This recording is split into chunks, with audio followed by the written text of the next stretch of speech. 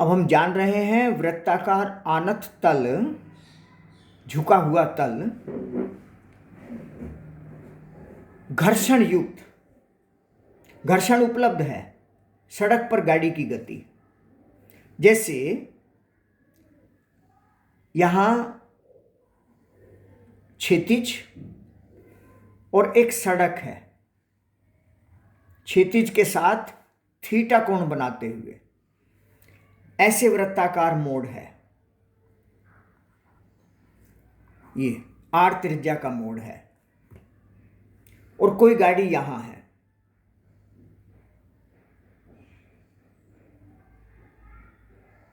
ये गाड़ी है, ये इसका द्रव्यमान केंद्र कहिए, गुरुत्व केंद्र कहिए, भार नीचे की ओर m/g। ये टायर पहिए सड़क को ऐसे दबाएंगे,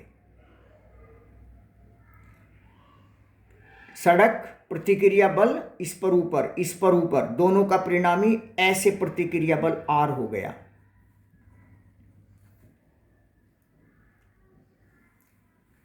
ये कोण थीटा है, इसे पीछे बढ़ा दें तो ये कोण थीटा हो गया। यहां से इसको सीधे ऊपर डॉटेड लाइन मिला दें, ये कोण थीटा, दोनों सीधी रेखाएं हैं, ये कोण भी थीटा हो गया।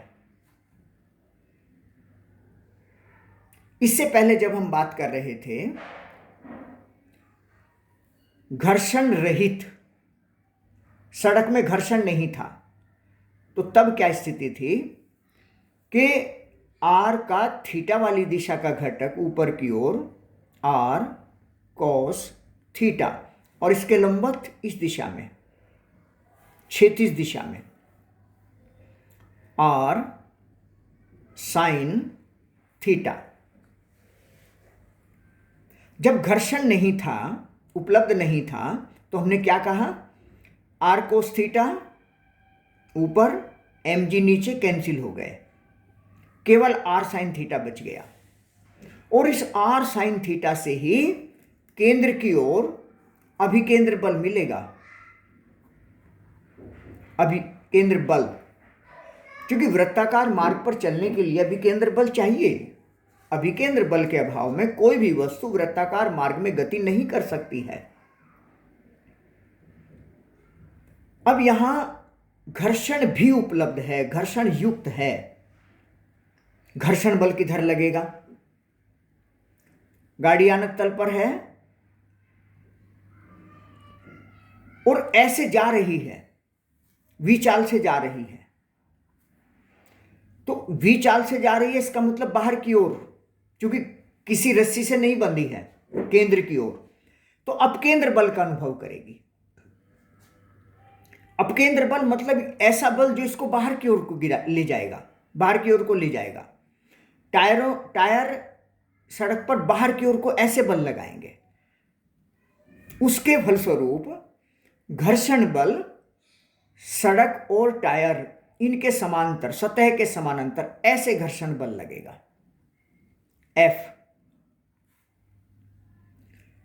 तो देखिए घर्षण बल ऐसे लगेगा, क्योंकि जैसे गाड़ी को हम चलाएंगे, अगर तेज गाड़ी चलाएंगे तो क्या होगा, ये बाहर की ओर अपकेंद्र बल का अनुभव करेगी।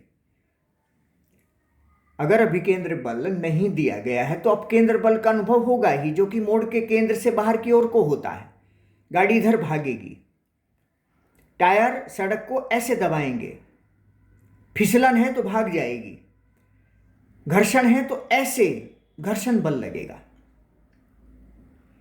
और जब ऐसे घर्षण बल लगेगा, अब जरा इस बल का भी हिसाब लगाते हैं। घर्षण बल अधिकतम हो सकता है Fs, तो अधिकतम जो घर्षण बल उपलब्ध होगा वो Fs होगा। और जरा कोण का हिसाब लगाएं। ये जो एंगल है, ये वाला डबल लाइन एंगल हमने खींचा है। इस डबल लाइन एंगल में अगर हम ये जोड़ दें तो देखो 90 डिग्री हो गया।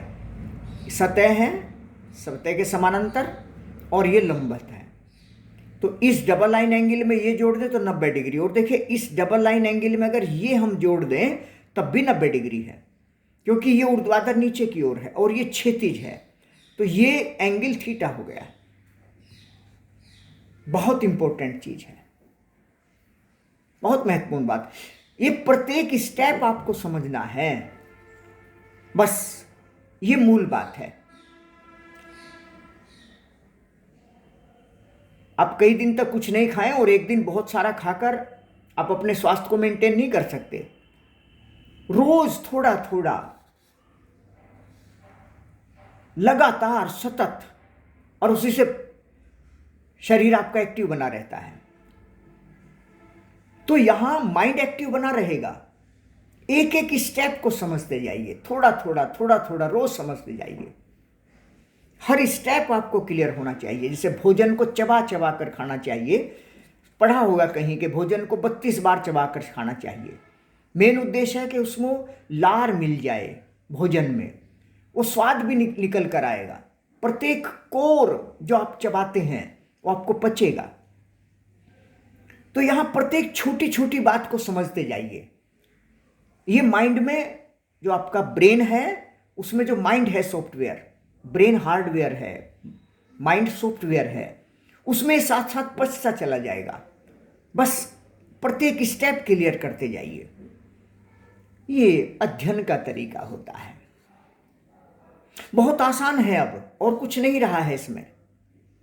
बस ये डबल लाइन एंगल, इसमें ये जोड़ेंगे 90 डिग्री, इसमें ये जोड़ेंगे 90 डिग्री, और एफ का थीटा वाली दिशा का घटक एफ कॉस थीटा, और इसके लंबवत मतलब नीचे की ओर वाला घटक एफ साइन थीटा। बस बात हो गई पूरी। आर के हमने दो घटक तोड़ लिए हैं, R cos theta, R sine theta. अब ये नहीं रहा है। एम जी नीचे की ओर है, F sine theta, F S sine theta, F S cos theta. M G नीचे की ओर है, एफ एस साइन थीटा नीचे की ओर है, ऊपर आर है। इस दिशा में कोई गति नहीं है। इसका मतलब इक्वेशन हो गई आर कॉस थीटा बराबर F S sine theta plus M into G, या यूं कहिए कि R sine theta minus F S sine theta बराबर एम इंटू जी। एक लाइन ये हो गई। और इस दिशा में देखिए, इधर आर साइन थीटा है, ओ इधर आर कोस थीटा है, ऊपर कोस लिखा है ना, ये आर कोस थीटा ये इसको इधर ले आए, माइनस का हो गया। और अभी इधर देखिए, R sine theta F S cos theta इस डायरेक्शन में हो गया। इस डायरेक्शन में हमें अभिकेंद्र बल मिलना है। तो R sine theta plus F S cos theta बराबर एम वी स्क्वायर बटे आर, और ये मैक्सिमम होगा, मैक्सिमम वाला। एक लाइन ये हो गई, एक लाइन ये हो गई। ये इसकी गति के लिए इक्वेशन हो गई। बस अब क्या पूछा जाता है, कैसे पूछा जाता है? कुछ भी पूछा जा सकता है। तो आपको ये दो इक्वेशन मेन इस गाड़ी की गति के लिए सबसे पहले यहां लिखनी है।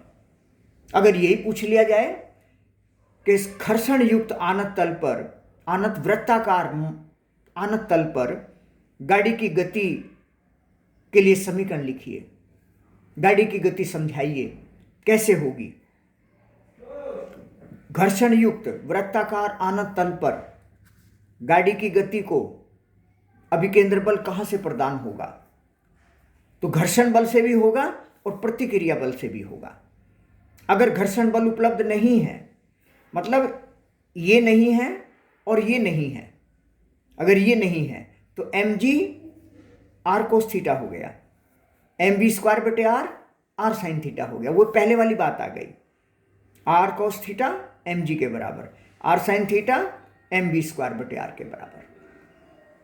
तो अगर घर्षण रहित है तो एफ एस ये 0 हो जाएगा, और घर्षण है तो ये भी रहेंगे। प्रत्येक स्टेप को क्लियर करते जाइए, अच्छी तरह से इसे तैयार करें। न्यूमेरिकल क्वेश्चन किसी भी रूप में आ सकता है।